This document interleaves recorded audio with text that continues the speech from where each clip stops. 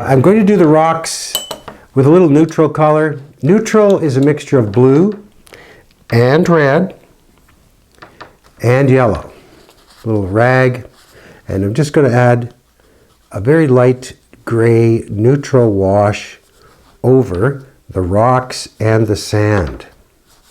This is called a flat wash because it's the same everywhere. So that's the neutral color. Now, we all think the sky is blue, and it is, but not all the time. So what I'm going to do is I'm going to wet around the sun. I'm going to leave the sun white. And you see the little bit of that neutral color I'm putting in? Just a bit. What I'll do is I'll take a little manganese blue. You can use phthalo blue. And then I'm going to swipe. I like to swipe, and I'll tell you why.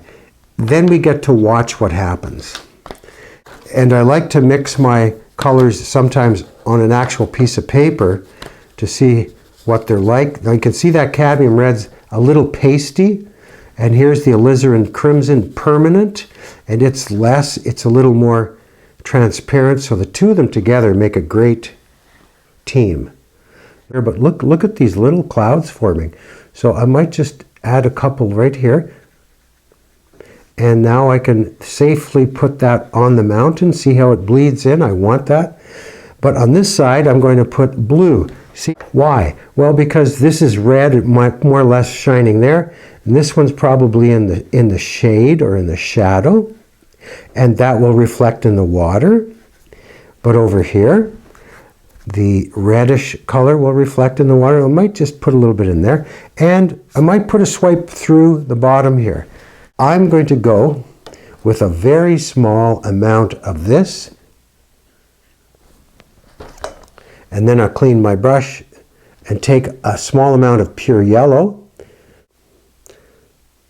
And then I lift it off. I want a subtle sun color. And then spin it around just a bit before the paper dries and put a pinch in the water here and here. Warm makes a good winter picture. Cold, that's a hard one to take. Hey, look at the white there, perfect. I'm going to do a little contrast now and add a little more of my second coat of my neutral. And one little dark one at the bottom. Like that. Okay. Now what do? Let it dry.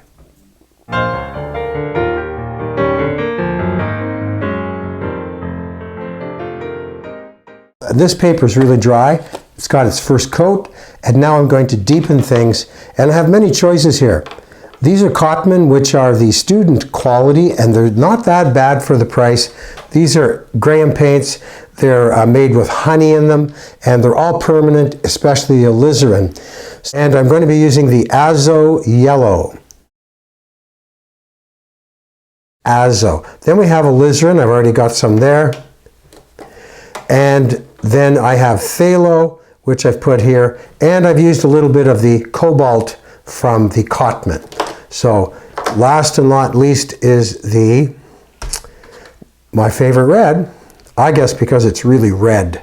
This is more, I don't know, you might call it crimson. So there's a good selection of colors.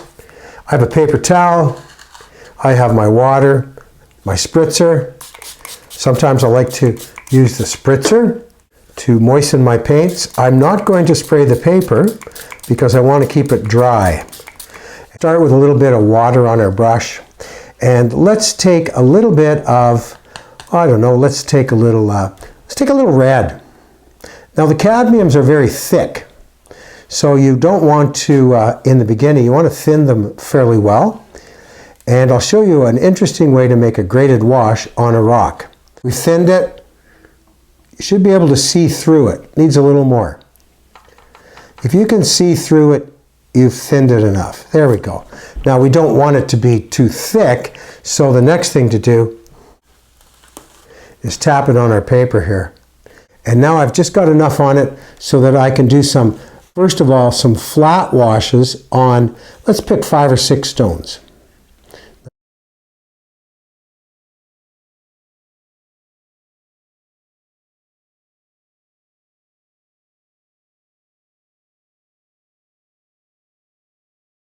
That's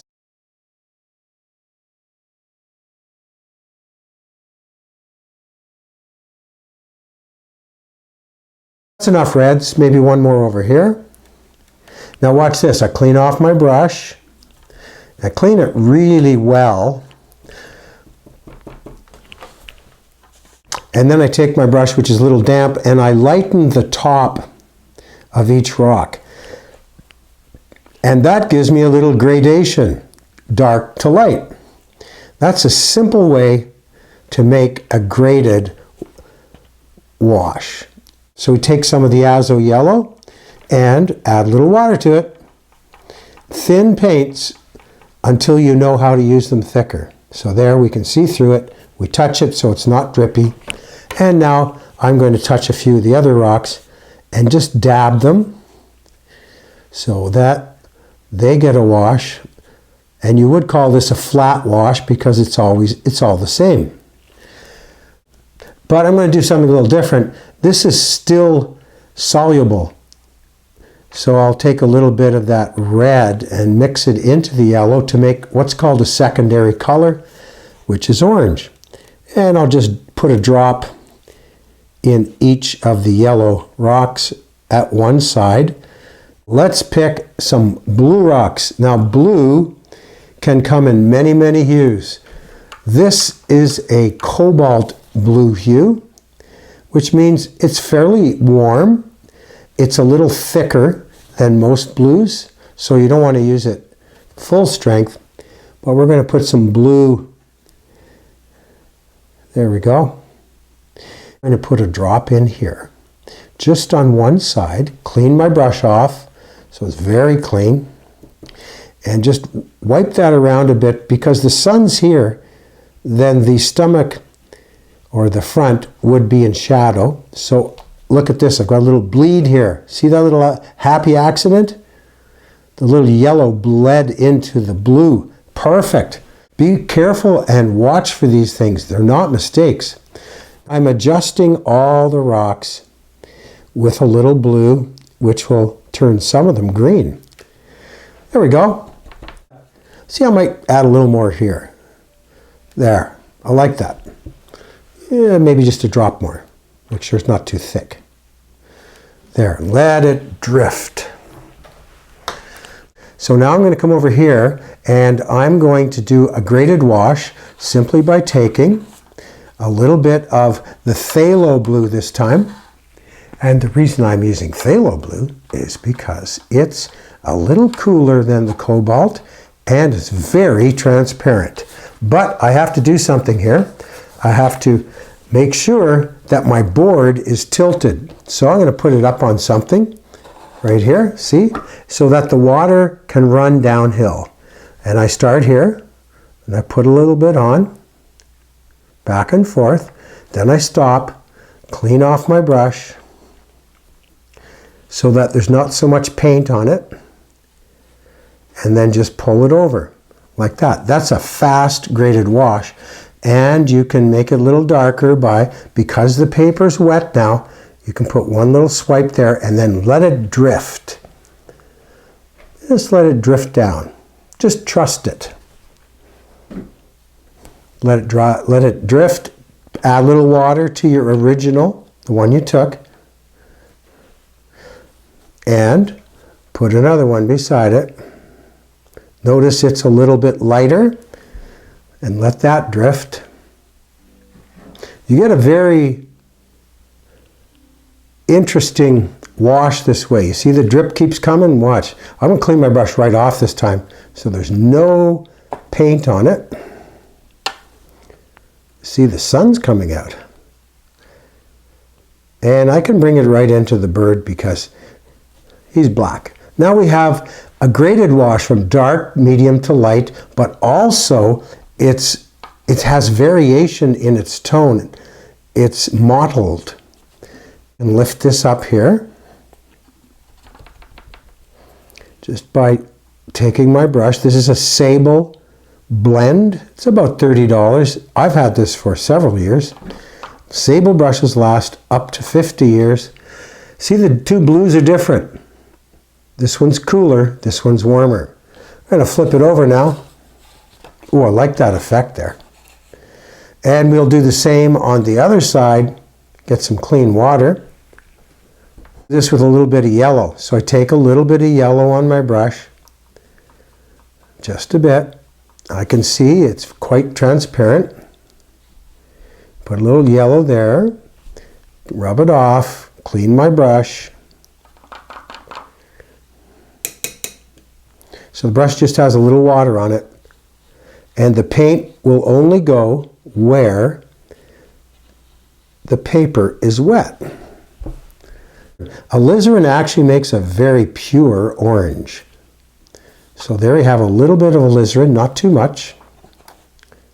Touch it to the rag. And we'll put a little bit of the, drop it in like this, see? Now remember, water runs downhill, so if I turn it this way, it'll bleed into here, see? Ooh, I'm going to pull it right into the water here. See that?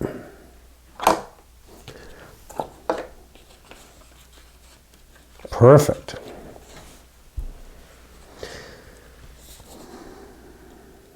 A little pinch of the yellow in the water from up here. And just a little bit over here.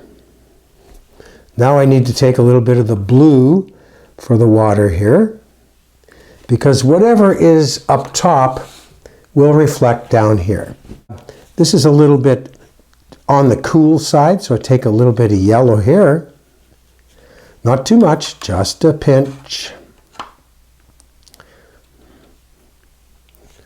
And these are just about dry, but I'm not going to go over them. I'm just going to go around them, see? Just adding a little warmth in my sand. Picking up the drips, very important. Just going to take a little bit of the phthalo like this. Put a little bit on, make sure my brush is clean. See, I'm trying to echo this color here. And just soften the edge.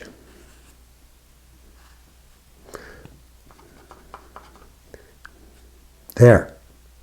Let's see what happens to that. See how it's spreading? Because I wet around it.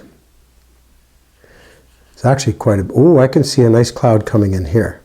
Wow, look at that. Happy accident right here. If you want to push your paper down, use another brush like this, you see? Look at that. And you know, the thing to do with this is just watch it. If you start to fool with it, you'll wreck it. It will dry lighter. So now a little bit, make sure my brush is really clean. A little more of the yellow over here.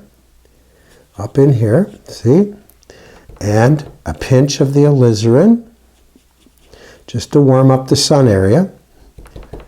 And we let that just dry. Very important to let it dry.